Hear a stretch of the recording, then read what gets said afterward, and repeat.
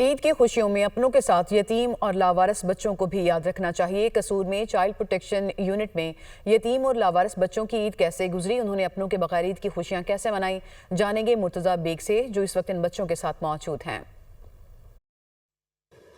जी बिल्कुल, ईद उल फ़ितर का मौका है और ईद उल फ़ितर के मौका पर बच्चे, बड़े, नौजवान सभी जो है वो अपने अंदाज़ से ईद मना रहे हैं और ईद की खुशियों को समेट रहे हैं।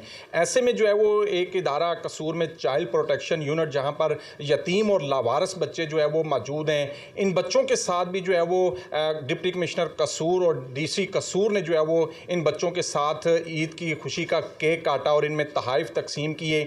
इन बच्चों ने जो है वो ईद की खुशियों को किस तरह मनाया, उन्हीं से जानते हैं उनके क्या जज्बात हैं ईद के मौका पर। जी बेटे बताइएगा। बहुत खेला हमने और हमने ईद का केक भी काटा। आप सबको ईद मुबारक। अजय, आपने यहाँ पर मौजूद इस नन्हे बच्चे के जज्बात जाने, उसने पूरी कौम को जो है वो ईद की मुबारकबाद दी और उस बच्चे का ये कहना है कि हम यहाँ पर बड़े खुश हैं अपने दोस्तों के साथ और ईद के मौका पर हमने यहाँ पर मस्ती की, फ़न किया, झूले भी लिए, केक भी काटा और हमें बहुत सारे जो है वो तोहफ़े भी जो है वो मिले हैं। जी।